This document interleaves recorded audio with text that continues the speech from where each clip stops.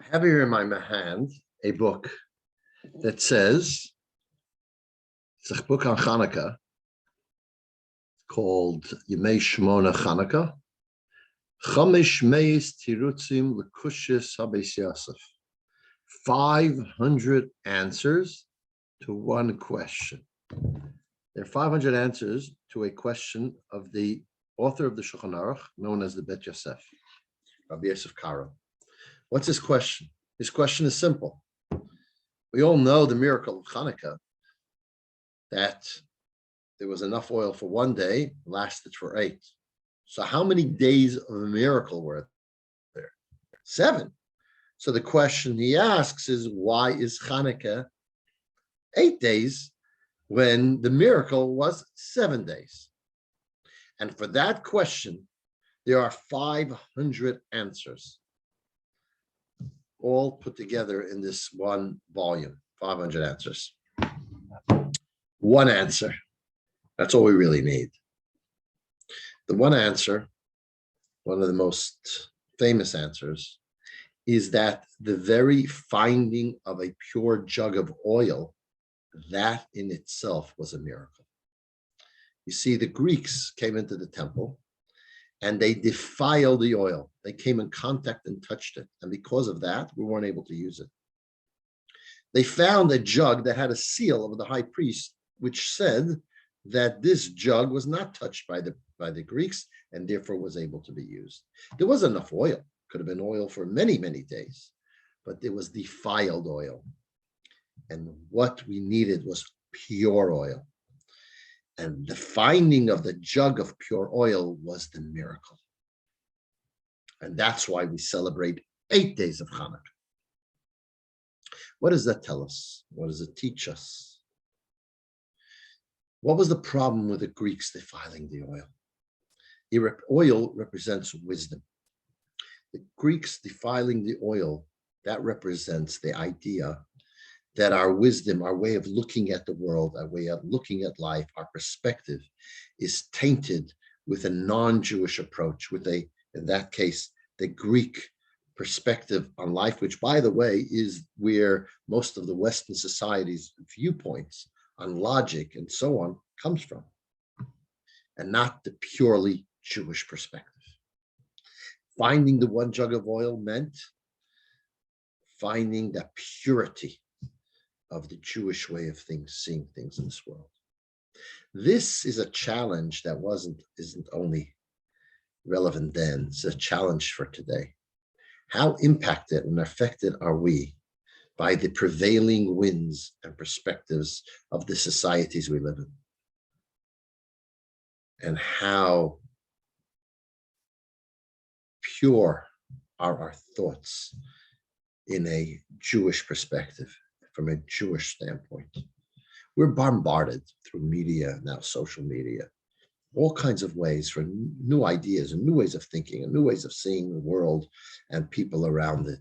And it becomes the orthodoxy of the day today, which means you cannot think in a different way, or you're seen as a pariah or a bad person.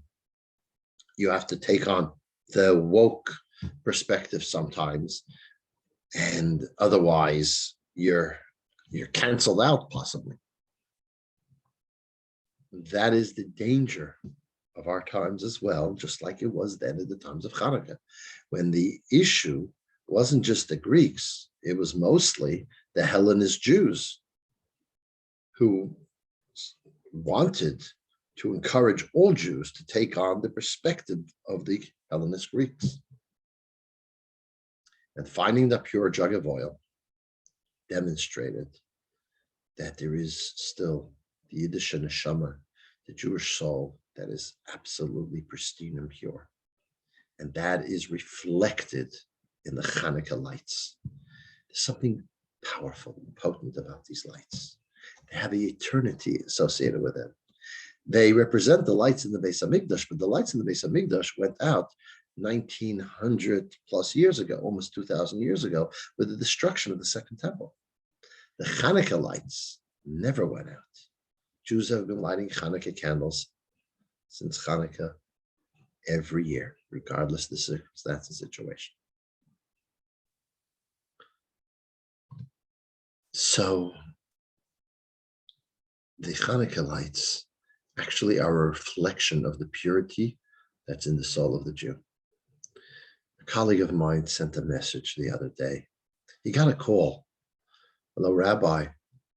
Yes, when I was younger, I'm not going to go into why. Both my parents were Jewish, but for some reason I converted out of Judaism. I want to know what I could do to opt back in. And the rabbi explained the fact is a Jew is a Jew regardless, but you should do X, Y, Z to establish that in a strong way. But then he asks him, why all of a sudden? What has come to you? What has made you want to come back to the fold, back to be part of the Jewish people? And he said that I see these Chanukah on these cars driving all over town. And I've been seeing a number of them. And seeing it inspires me and inspired me to reconnect to my people. The Rebbe was the ultimate visionary. He understood what the power of Chanukah and the power of a Jew who's seeing this reflection of the pure jug of oil that is seen in the Chanukah candles lit all over the world. And that has an ability to bring out the Jewish pride and the Jewish connection, even to people who you think it has been totally lost. The miracle of finding the pure jug of oil is happening every year on Chanukah all over the world. The pure jug of oil, which represents the pure soul in the heart of the Jew, resonates when it sees the Chanukah out there in the public domain.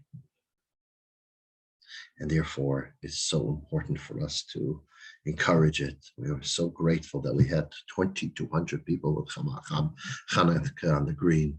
And we've been able to put a number of Chanukah, 5 shopping centers on the North Shore itself. Because we know it has that impact and effect. And so when you light your own Chanukah candles, that also has the ability to bring out that pure jug of oil in our own souls. So light it tonight and before Shabbat, tomorrow night after Shabbat, and Sunday night and the last night of Chanukah, to help express your soul. And I want to make one more point, and it's an important point. The miracle of Chanukah is similar to another miracle we read about in the prophets of this woman who comes to the prophet Elisha and says that my husband passed away and the debtors are coming and they want to take my children from me because he owes money. I don't have anything at home. So the prophet says, what do you have at home? She says, I have a jug of oil. He says, go and borrow vessels, jugs from everywhere. Anyone you can get, on just as many as you can, and take this one jug of oil and start pouring, and it won't stop. As long as you have vessels, it's going to fill up all the jugs you get. So she does that. She fills up all the jugs, and then she asks for another jug. She still has oil. And her son says, that's it, there's no more jugs. So the question is asked, just like there was able to be a miracle that the oil didn't run out, why couldn't there be a miracle that the jugs don't run out? And the answer is a very, very important answer. And the answer is, even if you have a source of oil that's not going to run out, we need to make the vessels ourselves. We need to have the receptacle where the blessing can actually flow into. So if we make the vessel, then we'll have the blessing. But if we sit back and say, God, you make the blessing, you create the vessels, it doesn't work that way. God says, I'll be there for you.